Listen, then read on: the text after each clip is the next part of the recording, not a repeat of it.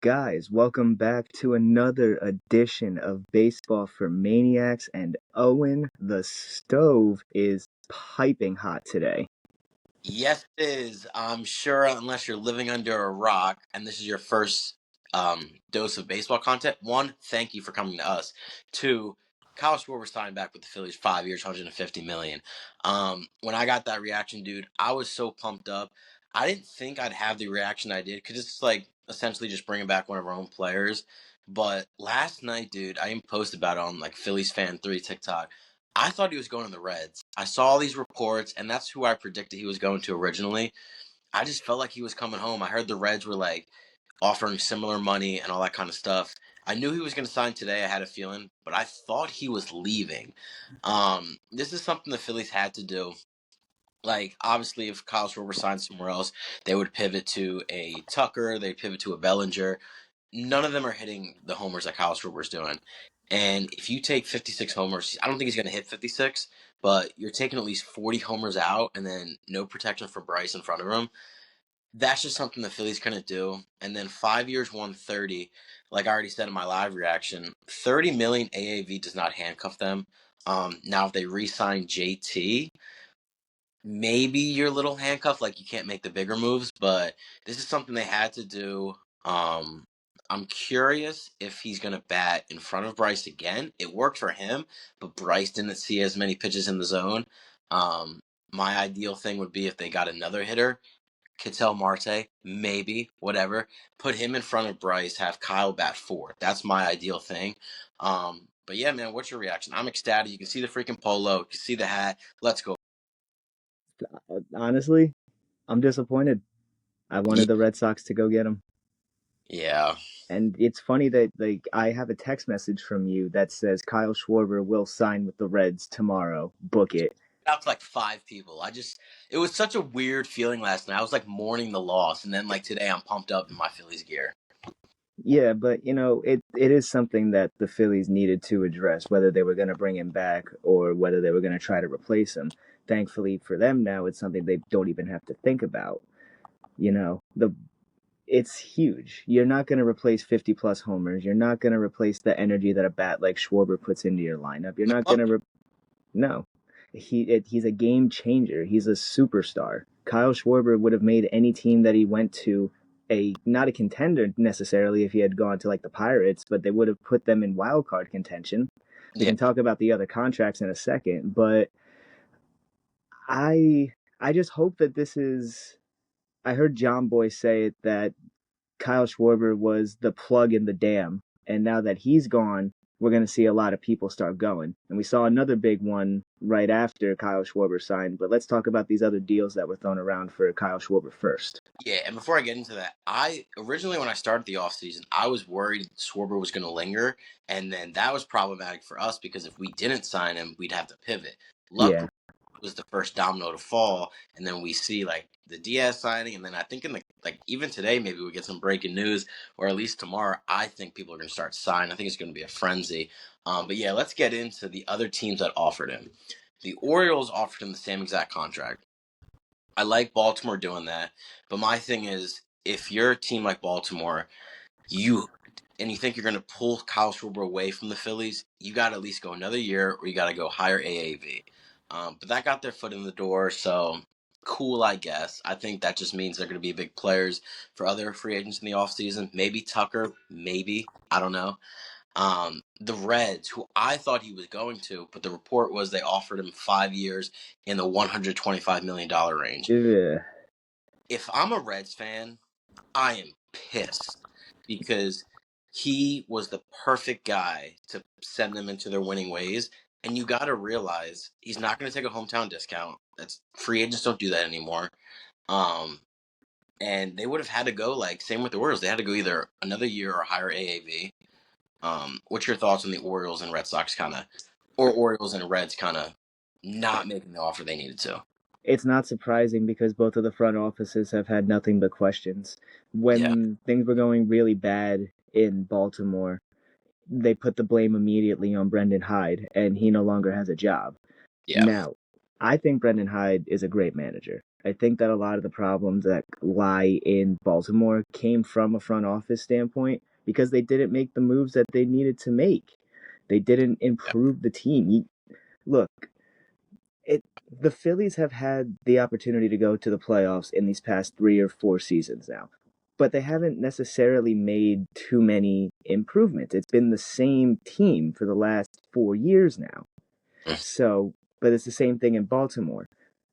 They adjusted to the young studs in Baltimore, and now the young studs in Baltimore have to adjust back to a major league playing level. Kyle Schwarber would have absolutely made that a lot easier for them. If you think the Orioles are going to be as bad as they were this year, you're dumb. Like, No. I'm sorry, I don't mean to be rude, but you're stupid. Yeah. It's not going to happen. Gunnar Henderson's too good. Jackson Holliday is way too good. Adley Rutschman is way too good. I don't know I, about Adams. I agree with the other two. I like Adley. I like the idea of a switch hitting catcher. We saw what Cal Raleigh could do. So if you, Yeah, I'm not saying he's Cal Raleigh, flip that. but either way, I like Adley. I think he's gonna bounce back. And even if Adley sucks, you got Samuel Basallo right behind him. And who better to teach a big power lefty bat how to swing in a ballpark than Kyle Schwarber? That would have Dude. been perfect. Like any team he gets on, like you hear about the clubhouse stuff, the leadership. And sometimes I hear that and I'm like, yeah, it's different with Kyle Schwarber. The way he's able to, like, when a ball club is struggling, just like steady the tide, everything's gonna be okay. Um, Dude, I could, if Kyle Schwarber left and we didn't make like big improvements, I could totally see that clubhouse just like falling apart. I love Bryce Harper, but he's a lead by example kind of guy, not a vocal guy, from what we've all heard. Kyle Schwarber is that vocal guy. He's not the guy that's going to scream in your face. He's that guy that's going to bring you to the side and be like, it's good, young player. Let's go. Don't worry about it. It's a process. And like you said, for the Reds, perfect. For Baltimore, perfect. And the last team that offered him a deal, we've talked about I'm not going to curse. Maybe I will. The damn Pirates offered 4 years, 120. And I told everybody this. They did not want him to sign that. They are only doing this for show. That kind of offer just shows that, hey guys, we tried for this big free agent, but he said no. The Pirates, if they were really serious about Kyle Schwarber, they would have had to overpay, similar to what the Rockies did with Chris Bryant. And it's like, even Ken Rosenthal said, like, the vibe around like baseball and the general managers is that was a show me offer. That was not serious. There was no chance he was going there. And it just like it infuriates me, especially if I was a Pirates fan, if my ownership were that. I'd rather them just like not like tease me. Like you're not serious about improving the ball club. You never were. The owner there sucks. The GM there is not good because his trades are terrible, but it's like almost like if you're a GM under that organization, it's very difficult to be a good GM. They don't have the freedom like Dombo has with the Phillies. So that was just ridiculous. What's your thought about the freaking Pittsburgh Pirates? Just ugh.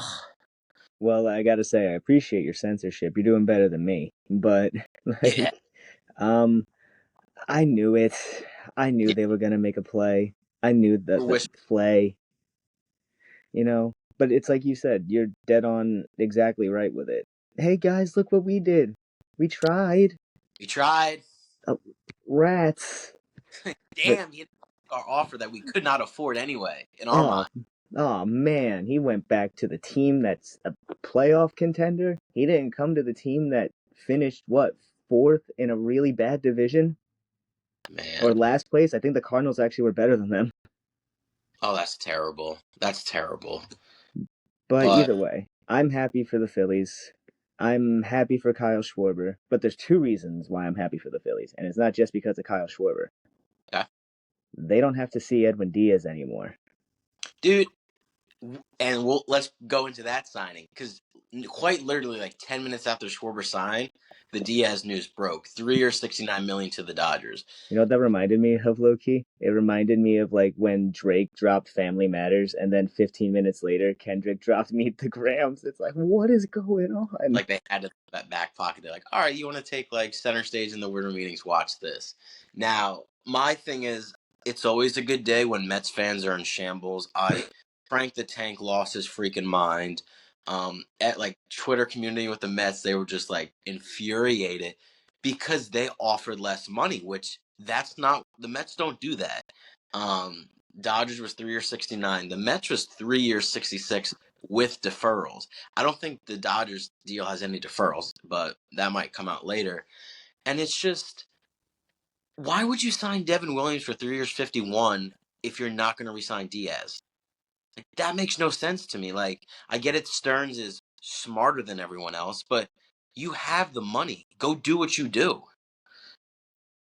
Yeah, I mean, I'm surprised. I'm not surprised that he left. I'm surprised for who he went to, honestly. I didn't think the Dodgers were going to be clocking in on Diaz for some reason. I figured their mind was in more of a Japanese market still, with Yamamoto and Sasaki being over there talking to the pitcher that got posted, Murakami as well. I figured they were going to try to build up that way or try to get those like sneaky guys, like how they had Evan Phillips and he got Yeah. hurt though, and how they had but I mean, it makes sense, even though it wasn't necessarily on my radar.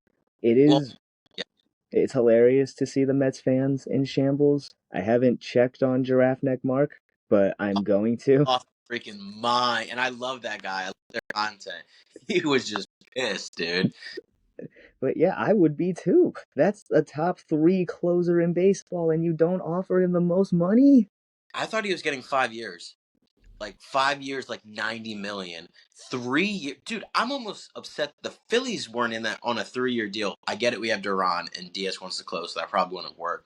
But 3 years for Diaz, like I get, he's only like 32 or 33, right? Yeah, he's not old. Dude, what is it? I'm happy the Mets are like looking like a laughing stock, but it's like if I was Cohen, I'm like, there's no way. Like he has to be in on the meetings, like agreeing with this kind of stuff because um who do they get the like Soto, dude? Like I'm sure Stearns didn't want to sign Soto to 750 million. Like if No, but Cohen was like, no, that's my guy, and he's not going to do that for Diaz. So that makes me think maybe Diaz just didn't want to go back to the Mets. maybe he felt some type of way about Williams getting signed before he did.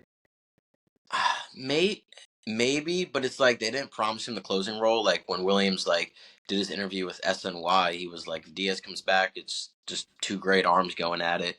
Um, But I'm like, maybe because what I heard was I don't know if this is true or not. The Mets were willing to go higher. Like Diaz would come back, show them the offer, and they would kind of either match it or go above. I don't think Diaz gave the Mets a chance to match it. But in that situation, if you know like the Dodgers are lurking, don't risk it. Like say, hey, whatever they're gonna give you, we'll give you one more year, and then we're gonna give you more money too. Because the Dodgers definitely have a tapping out point. 3 years isn't gonna harm them. They're printing money, we get that, but they also don't make dumb decisions with money. So it's curious to me why he just like did not resign with the Mets. So The old saying is Mets gonna Met, and even in the front.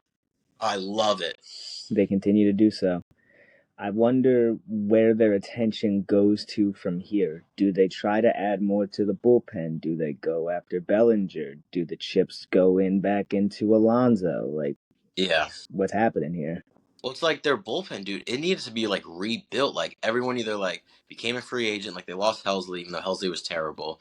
But right now, I think they only have Williams, Brooks Raley, who was good for them.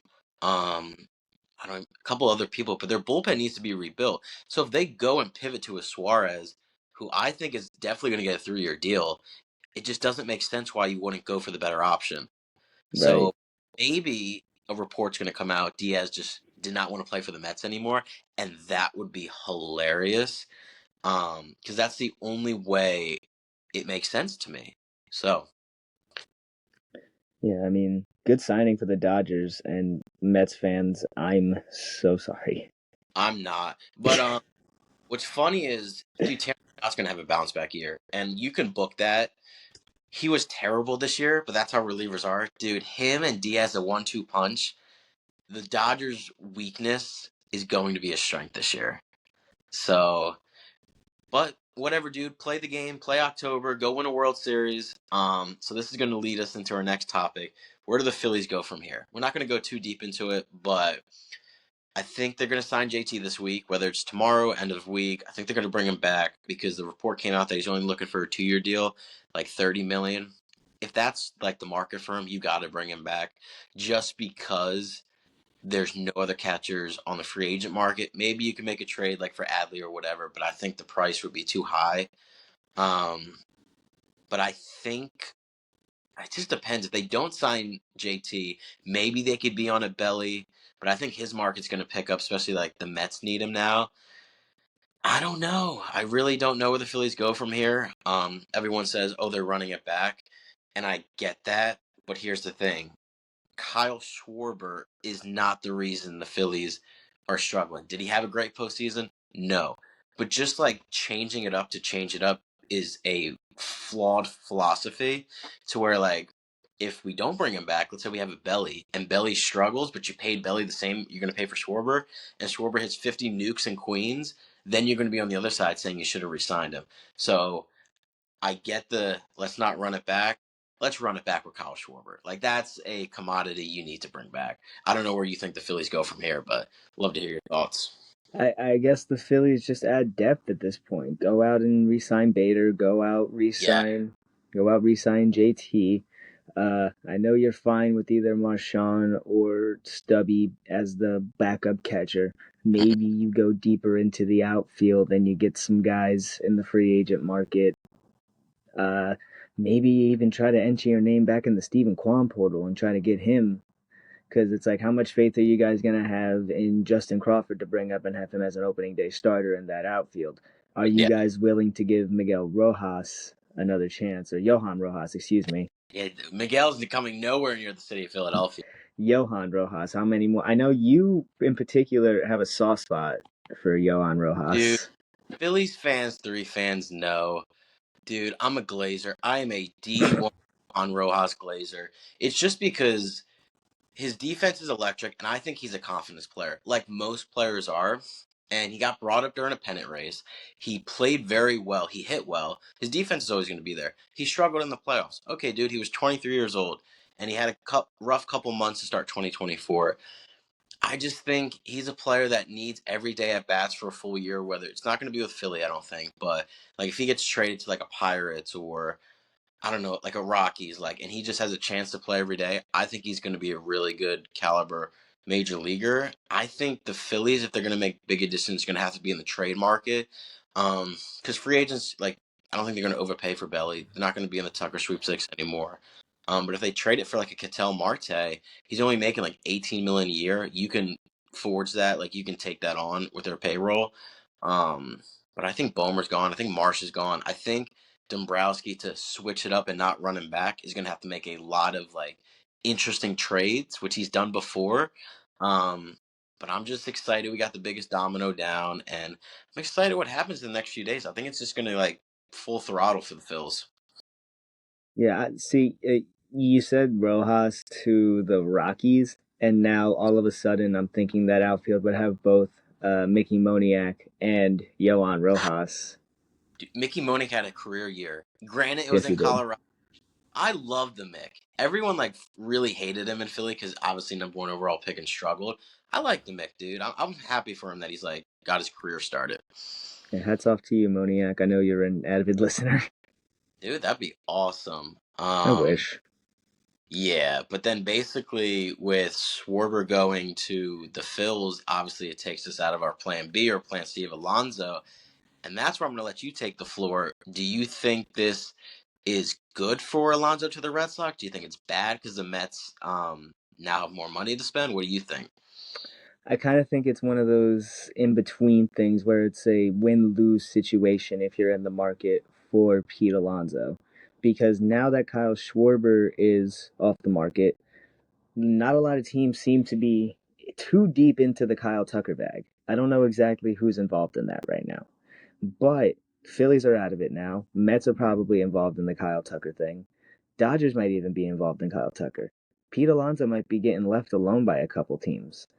But the problem is, we just saw what Schwarber just got paid.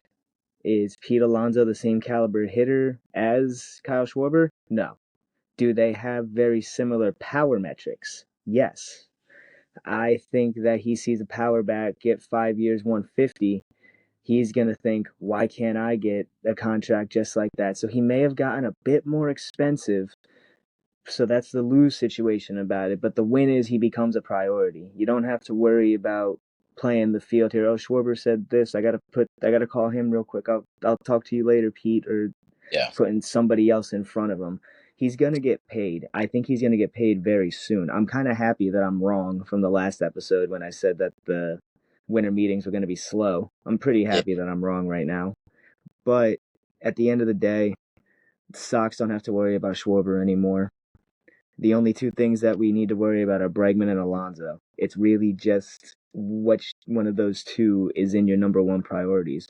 And if it's me, it's Pete, Okay.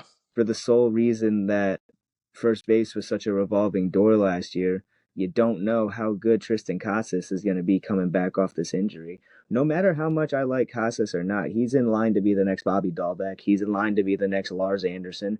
Those names probably mean nothing to you, but they mean everything to Red Sox fans. They know Yeah. exactly who the hell I'm talking about.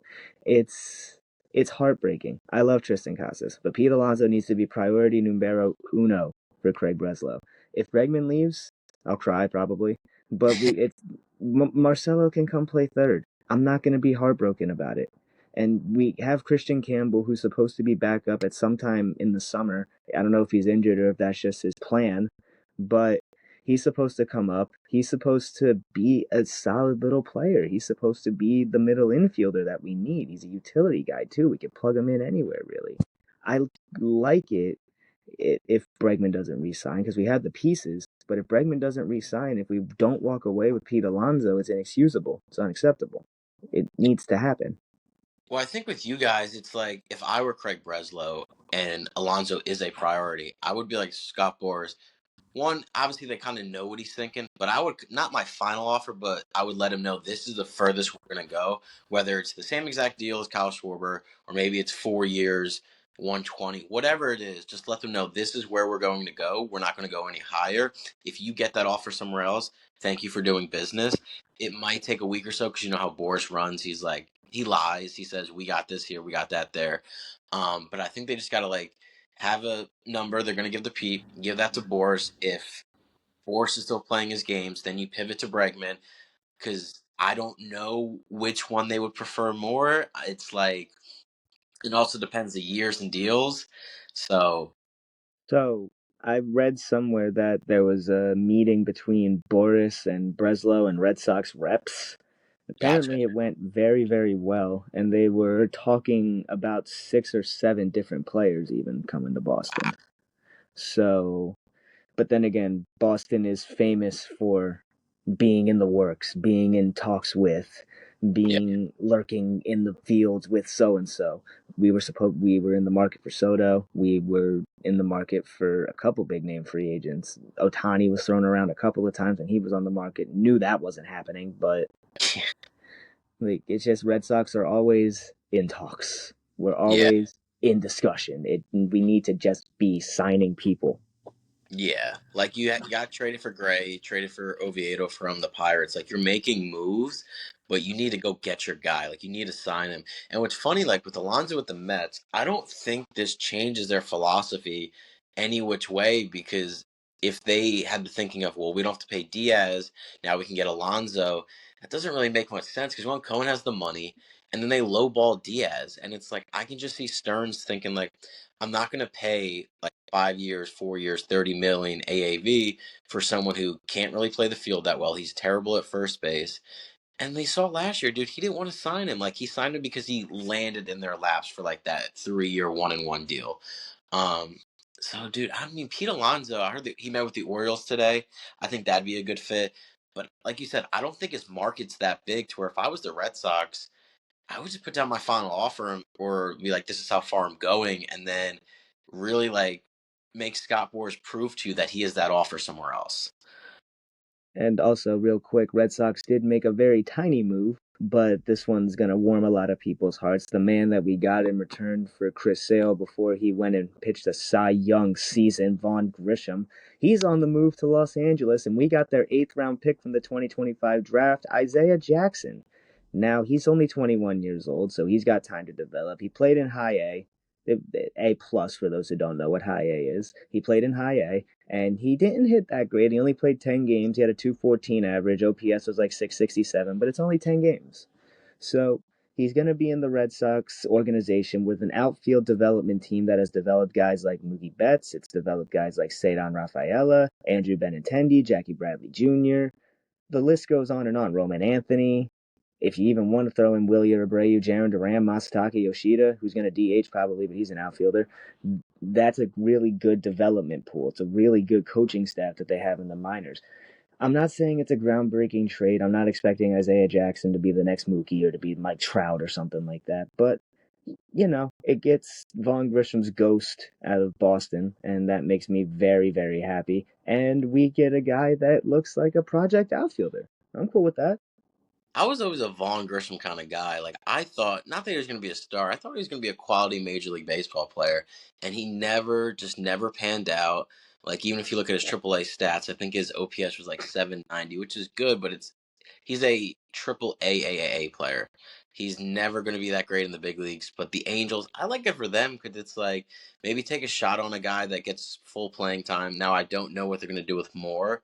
My thing is, if you trade for Grisham, I think you give him everyday reps for a few months, kind of see what he can do. Maybe see if that like top prospect potential breaks out.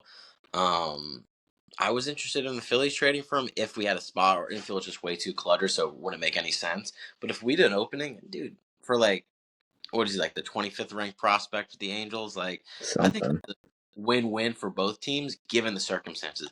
Now the sale trade, you guys lost that. Like that was ridiculous. We don't need to. We don't Yeah, need to bring up the Chris Sale trade. but but it's like what do they call it? Sunk cost. Like it's like don't continue to make bad moves just to like try to justify a previous bad move. So you got something for him. He wasn't going to be on the 40-man roster anyway. I don't think. That's the reports I heard.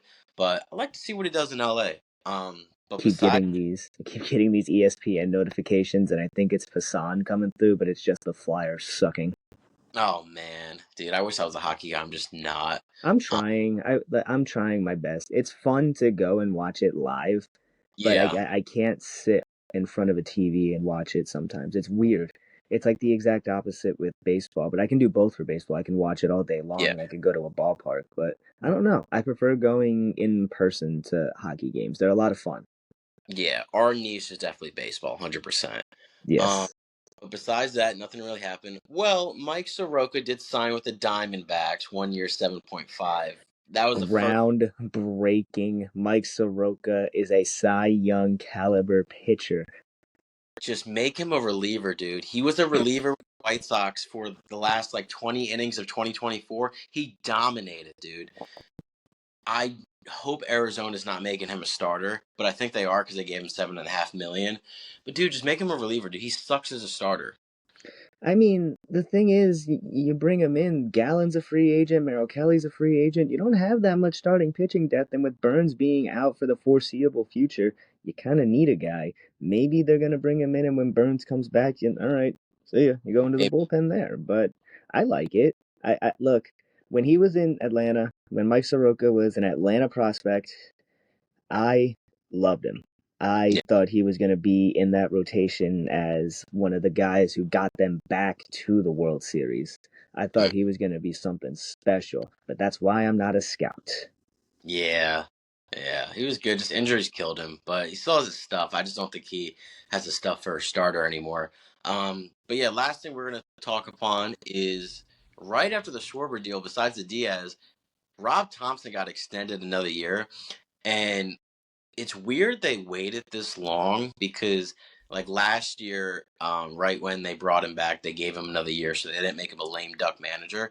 And I think that's the way to go. Anytime you have a manager, never put them in a situation where they're a lame duck, because if you have 1 or 2 bad weeks in April or May, the pressure starts building in that clubhouse, and you just don't need that. Girardi was a lame duck manager. Thank God he was, but it was just weird, dude. The first like 2 months of 2022 was like, dude, get rid of this guy. Girardi's not the guy. The players were feeling it. It's just not a good strategy. I just don't know why they waited, but whatever, dude. Like you bring him back another year. Everyone knows how I feel about Topper. I think he's a great regular season manager. I think he really dropped the ball in the playoffs, but it always comes back to the players. Like those are the guys that determine wins and losses in October. I think he's the right guy for this team. Um, I just we were so close with the Dodgers. Like I hate saying it. It feels like a loser, dude. But like every game was close. The one game we won, we blew them out. Couple plays here and there. Game four, Duran doesn't walk Mookie. Game five's back in Philly. I feel like we have a World Series championship. So for all that running this back crap that I get in my comments, we were pretty damn close. So it's like, why not run it back? But I'm excited to have Topper back. Just excited for 2026. See where the moves kind of go from here. Yeah, it seems like a lot of the Topper stuff is a very 50-50 thing amongst Phillies fans. It's either you love having the guy or you think he should have been fired a season ago. It's kind of like he reminds me a lot of Kevin Cash because Kevin Cash is a great regular season manager. He got that Rays team to the World Series and they almost won it. They almost did it. But you don't taking Snell out when he did, that's a terrible decision. And that's the type of stuff that loses games. Maybe Kevin Cash learned from it, but Snell left because of that decision. And the Rays haven't been able to get back to the playoffs to find out if, well, they have, but they haven't been able to get back into the pinnacle where they were so that to see if Kevin Cash did learn from those mistakes. I would like to think that Topper is a student of the game. I would like to think that he understands where he went wrong in certain aspects.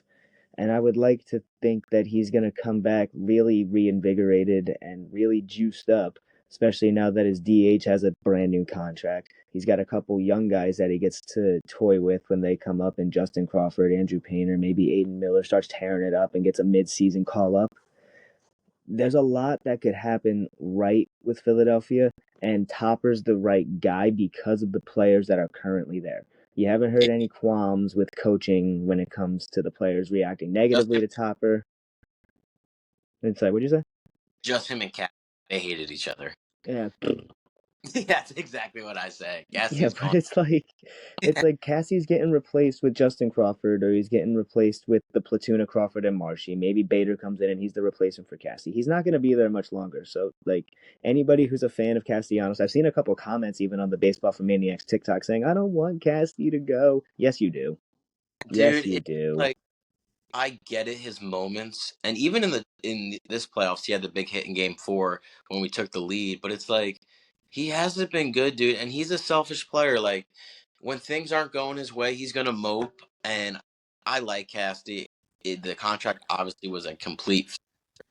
Um, that's just not a guy you're gonna have on your team if you want to win a championship, unless he's scorching hot, which he's not going to be for the entire run of October. But back to Topper before we kind of end this episode, with his managing like strategies, I wish he would go back to 22 and 23 the way because he was managing like there was nothing to lose. And I think that's the mindset you kind of have to have in October.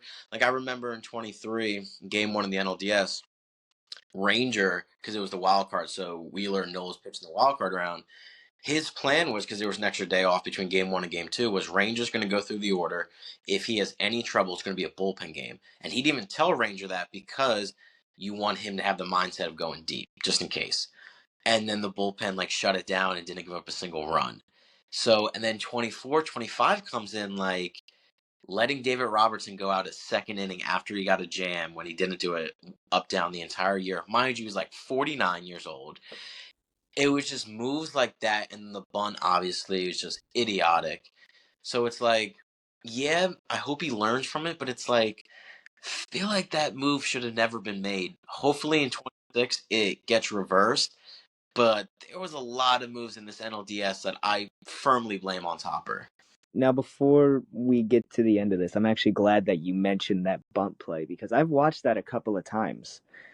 I don't think that's on Topper. It's 1,000% You're on Casty. a bottle. It's 1,000% on Casty. And let me explain. Okay. Okay.